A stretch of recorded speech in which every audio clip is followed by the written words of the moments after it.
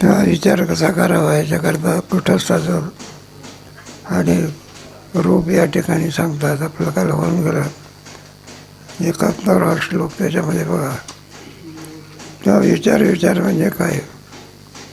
तेव्हा कुटस्थस्य जन्मादी अतिशय भावा कुतव गम्यते इत्यशंक्य श्रुती वाक्यादि अभिप्रेत्य न निरोधो न च नोत्पत्ति न बद्धो न साधकः न मोक्षी मक्लेश परमार्थता. परमात्मा स्वरूपाच्या ठिकाणी निरोध म्हणजे जन्म नाही, म्हणजे नाश नाही. निरोध शब्दाचा अर्थ नाश. न निरोध न ती उत्पत्ती, त्याचा नाश नाही. त्याचप्रमाणे त्याची उत्पत्ती नाही, कोणताही भाव त्या ठिकाणी नाही. बद्ध अवस्था नाही, साधक अवस्था नाही. मुमुक्षु नवही मुक्त. तेव्हा मुमुक्षु आणि मुक्त ह्या ज्या काही अवस्था असतात त्या अवस्थेचा काहीही संबंध नाही. याला परमार्थता म्हणतात. मग परमार्थिक स्वरूपामध्ये एकमेवाद्वितीय ज्ञानास्ति कंचन सदैव सौम्य इदमग्रासीत असं वर्णन त्याचं आहे. असंगोयोयम पुरुष म्हणून कुटस्थ किम स्वरूप आहे ते 71व्या श्लोकामध्ये सांगितलं आहे. कारण एक कुटस्थ दीप आहे ना, याचं ज्ञान करून देण्याकरता आहे. प्रत्यक्ष प्रमाणवादी लोक कुटस्थ मानत नसतात. ते म्हणलं दिसतो का तुमचा कुटस्थ. मग दिसत नाही म्हणून नाही. दूर दिसला म्हणजे आणखी अग्नी दिसतो का. पण त्याची व्याप्ती असते बा. ज्या अर्थी दूर दिसते त्या अर्थी अग्नी असला पाहिजे. म्हणजे आपण त्याला प्रमाणामध्ये विचार करतात ना, त्याच्यामध्ये प्रत्यक्ष अनुमान. मग अनुमान प्रमाण 4 भाग मांडण्याकरता नाही. त्याचं एकच प्रमाण असते, ते म्हणजे कोणतं. पाप पुण्य दिसतं का तुमचं. मुळेच दिसत नाही म्हणजे खुशाल काय करायचं. तेव्हा दृष्टांत देऊन यांनी या शिकायचं म्हणून ते आत्मशास्त्रदर्शन करायला आत्मा काय केलेला आहे मांडलेला आहे. तिने देहाच्या पलीकडे देहाचा प्रकाशक जे तत्व आहे, असं जे तत्व आहे त्या तत्वालाच आत्मा असं म्हणत असतं. सद्रूप आहे, चिद्रूप आहे, पुढे आनंद स्वरूप आहे. सत कोणाला म्हणायचं, चित कोणाला म्हणायचं, आनंद कोणाला म्हणायचं. त्रिकाला बाधित असतं त्याला सत असं म्हणत असतात. सर्वाचं प्रकाशन करते म्हणून त्याला चित म्हणायचं. आणि सर्व प्रेमाचा विषय असल्यामुळे त्याला काय म्हणायचं, आनंद स्वरूप म्हणायचं. यालाच परमार्थता असं म्हणतात. कारण मनुष्य देहामध्ये आत्मज्ञानाला फार महत्त्व आहे बघा. अन्य देह जरी असले, ज्ञान जरी असले तरी ते किरकोळ आहे. सर्वामध्ये ज्याच्यापासून आत्यंतिक दुःखाची निवृत्ती होत असते, म्हणजे मरणाची निवृत्ती होत असते, असं ज्याचं स्वरूप आहे त्याच्या स्वरूपामध्ये ज्ञानाच्या योगाने आणि म्हणून त्या ज्ञानाला अत्यंत महत्त्व आहे. कुटस्थ दीप आहे ना. संताचे रूप कोणतं कोणाचं केलेलं आहे. आत्मज्ञाने संताची माझी रपडे.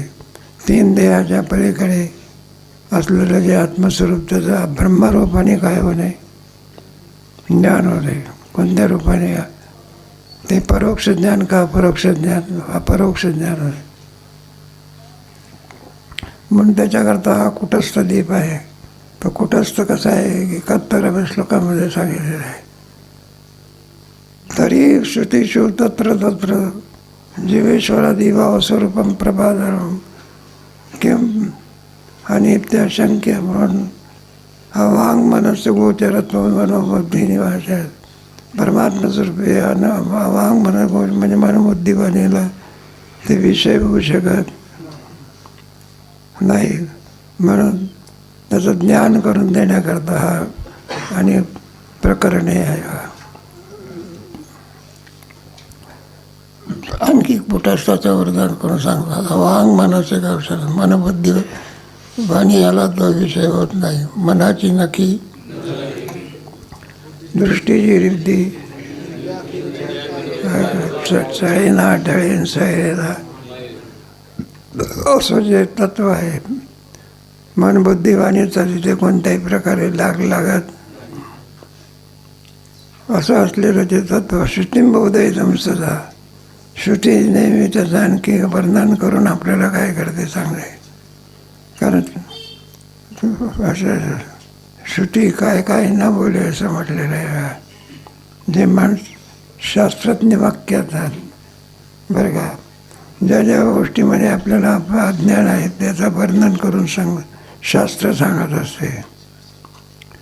जीवमेशम जगद्व्यापी समासत्या प्रबोधयेत.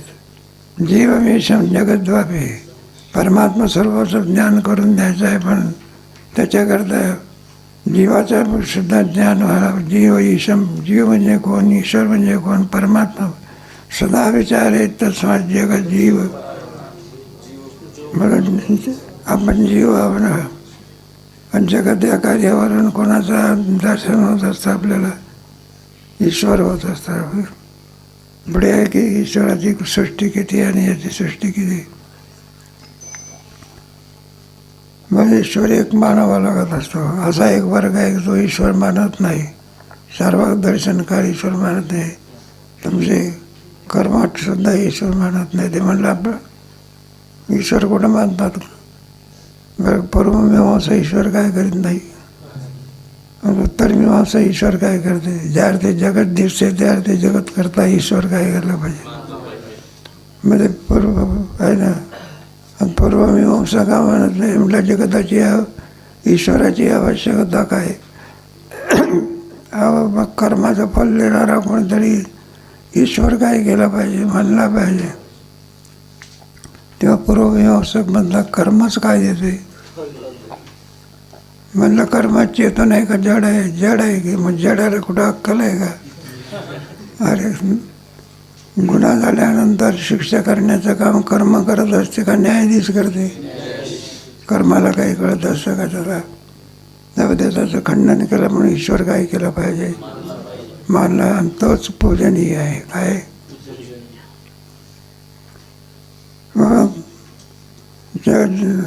नाही का. जीवमेशम जगद्व्यापी समाश्रित्य प्रभवेत. जीव ईश्वर आणि जगत याच्याद्वारा आपल्याला आणि कुटस्थाचं ज्ञान काय दिलेलं आहे, करून दाखवलेलं आहे. मग जीव कोण, ईश्वर कोण, या सर्वांना याच्याद्वारा आणखी एक चेतन स्वरूप असलं पाहिजे. कारण दोन्हीसुद्धा मायेचे कार्य आहे. जीव हे सुद्धा माया कार्य आहे आणि ईश्वरी सुद्धा काय कार्य नाही, त्यांच्यावरती भाव आलेले आहे. बरं का. माया जर मानली नाही, ईश भावही नाही, कोणता भाव नाही, दोन्ही भाव निघून जात असते. जीवमेशम जगद्व्यापी समाश्रित्य प्रबोधयेत. अशा रीतीने त्या कुटस्थाचं ज्ञान करून दिलेलं आहे. तेव्हा तुम्हाला जी काही प्रक्रिया घ्यायची असेल ती प्रक्रियेच्या द्वारा कुटस्थाचं ज्ञान करून देण्याची प्रक्रिया ज्याच्या आवडीप्रमाणे आणि प्रत्येक सांगितलेलं आहे. बा या भवेत पुंसा व्युत्पत्ती प्रत्येकात्मनी सासैव प्रक्रिया ही साध्वीचार्य भाषितम. या भवेत पुंसा व्युत्पत्ती प्रत्येकात्मनी. जेणेकरून ज्या ज्या प्रकरणाच्या द्वारा किंवा याच्याद्वारा परमात्म्याने म्हणजे प्रत्येकात्मने म्हणजे प्रत्येक स्वरूप परमात्मा, प्रत्येक आत्मा साक्षी कंपन लक्ष हे एका अर्थाचे वाचक आहे. साक्षी म्हणजेच आत्मा, आत्मा म्हणजेच आत्मा, प्रत्येक म्हणजे आत्मा. त्याला प्रत्येक आत्माने असं म्हणा.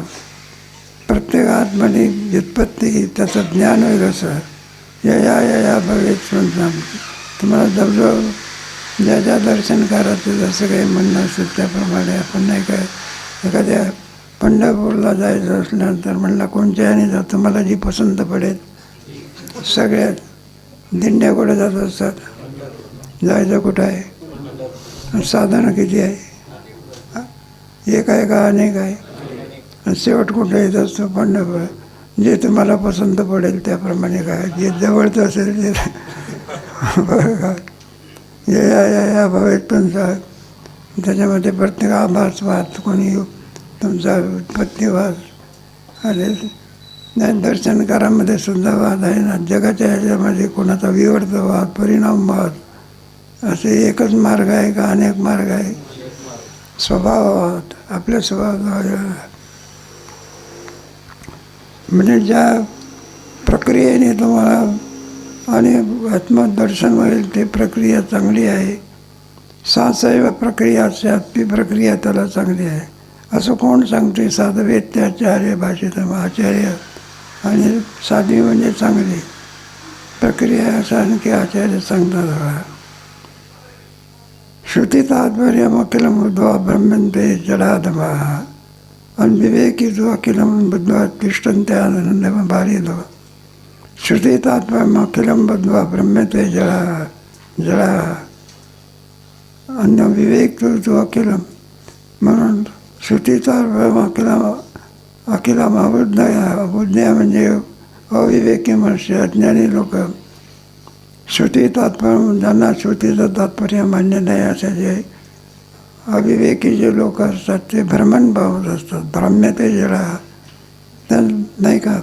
भ्रमभावना म्हणजे जी वस्तू जशी नसून त्याचं यथार्थ ज्ञान न होणं याला काय म्हणतात?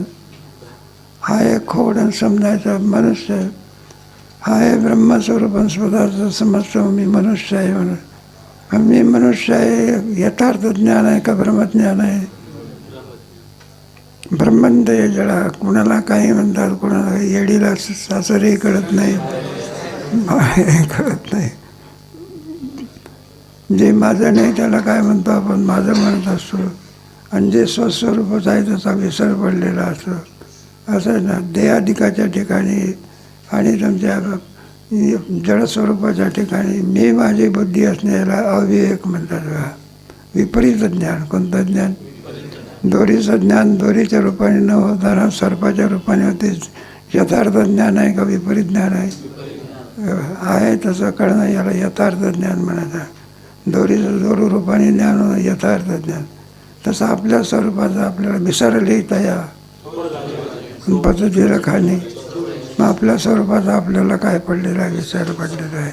गुरु ब्रह्मरूप करत असतात काय त्याची जाणीव करून द्यायचं. ब्रह्मरूप करतात पैसा हृदयामध्ये मी असतात सर्व सुद्धा त्या विचारसागरामध्ये आहे बघा. त्याच्यामध्ये प्राप्त असलेल्या वस्तूची प्राप्ती कशी असं सुंदर शंका मानून त्याचं वर्णन केलेलं आहे. लेखणी कोणाजवळ आहे? याच्याजवळ आहे. पण लेखणीचा काय म्हणलेलं आहे? मग एखाद्या त्रस्त माणसाने लेखणी आणून दिली काय त्याची ओळख करून दिली. आणि हा म्हणत असतो माझी लेखणी मला काय झाली, मग याच्याजवळ कुठे हरवली होती का? मग तसं स्वरूपाच्या बाबतीमध्ये श्री गुरु काय करतात? स्वरूप आणून देत असतात का आहे त्याचं ज्ञान करून देतात. मूळचा जीव किंवा स्वरूप आहे. सांस्कृत्याचार्य भाषेधाम श्रुती तात्पर्याचं वाक्यलम बुद्ध ब्रह्मंते जडा. अविवेकी लोक आणि भ्रमम प्राप्त असतात. विवेकी जो अखिलम बुद्ध तिष्ठन्ते आनंद. ज्याला ज्ञान झालेलं आहे तो ज्ञानी स्वरूप कोणत्या आनंदामध्ये समुद्रामध्ये असतो. आनंद वारिदा म्हणजे आनंदरूपी अवघे चित्रलोक्य सौभाची संसार. मग त्याला याच जगतामध्ये दुःखही आहे आणि याच जगतामध्ये काय आहे? जोपर्यंत देहबुद्धी आहे तोपर्यंत दुःखाला पारावार नाही. तीच बुद्धी एकदा परमात्मा स्वरूपाला भरल्यानंतर मी ब्रह्मस्वरूप आहे सगळ्या दुःखाचा काय होत असतो? अभाव होत असतो. मोक्षामध्ये काय आहे? सकल दुःखाचा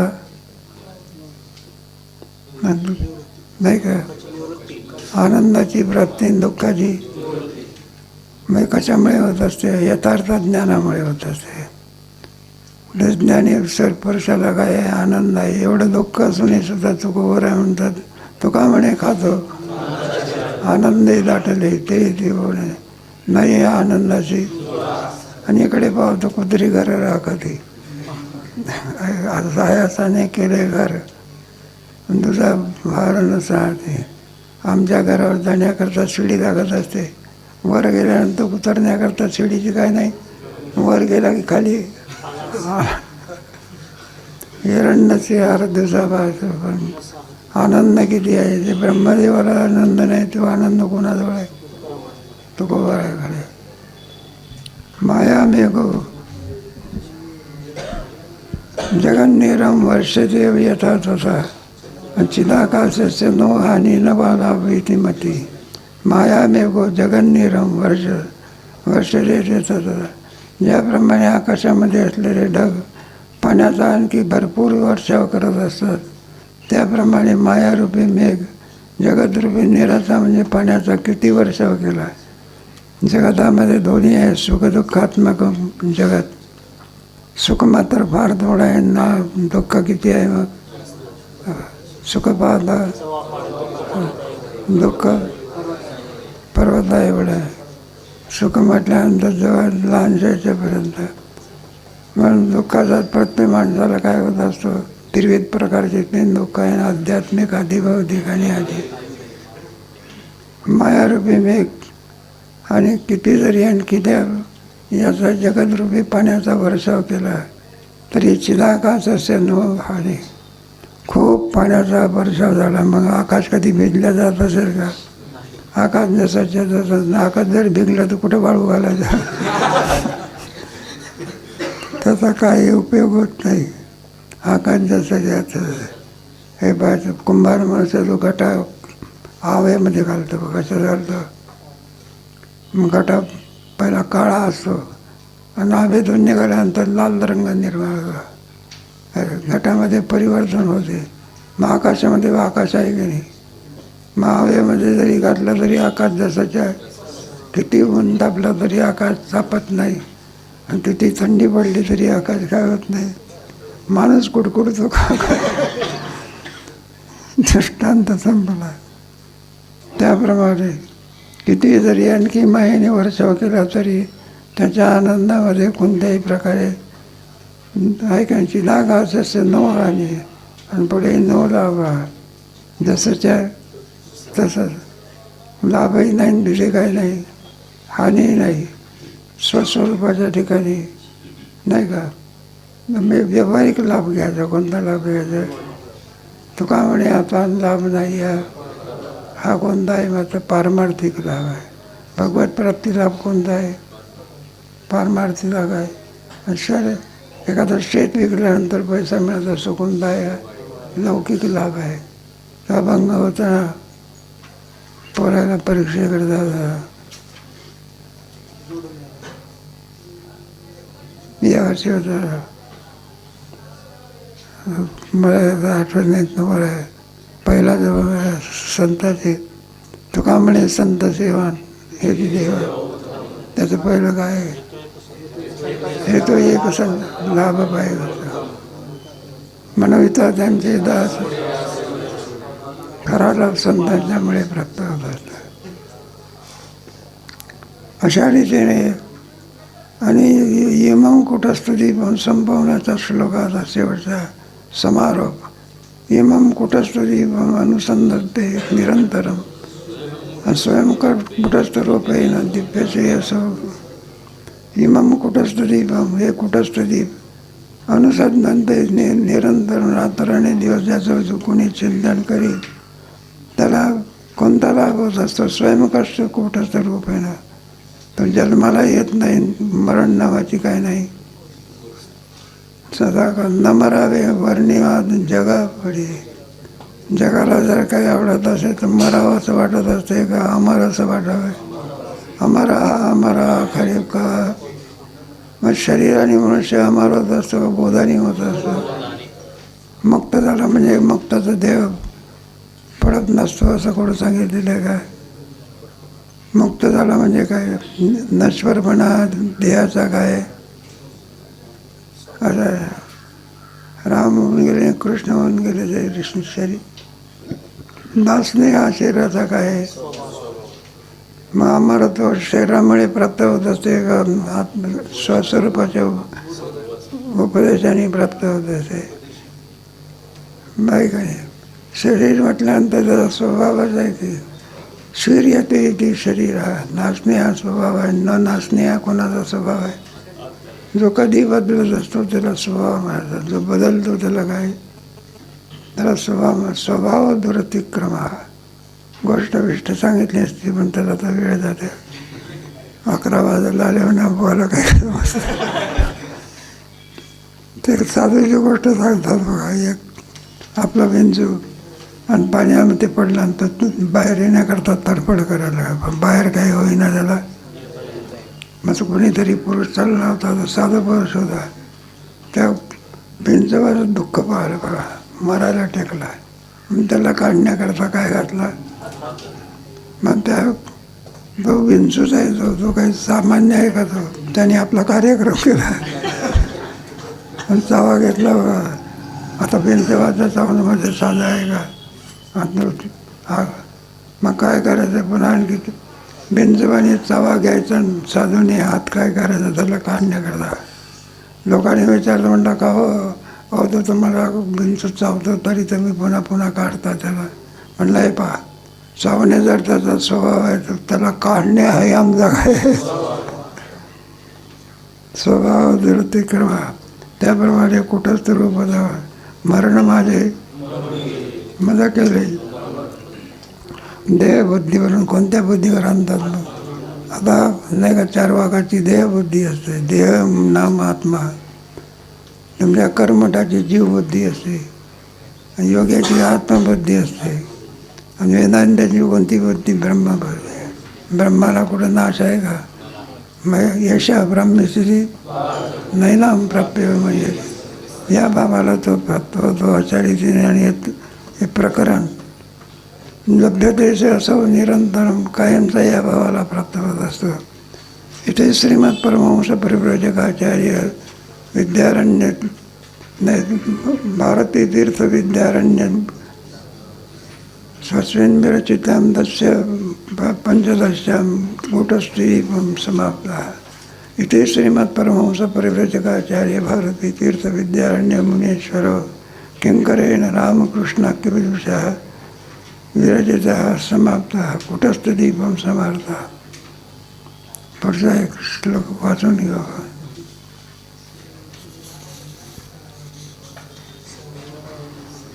समाधि ब्रह्म तत्वोपास्थापि मच्यते उत्तरे तापणे शुद्धो बाबतीत.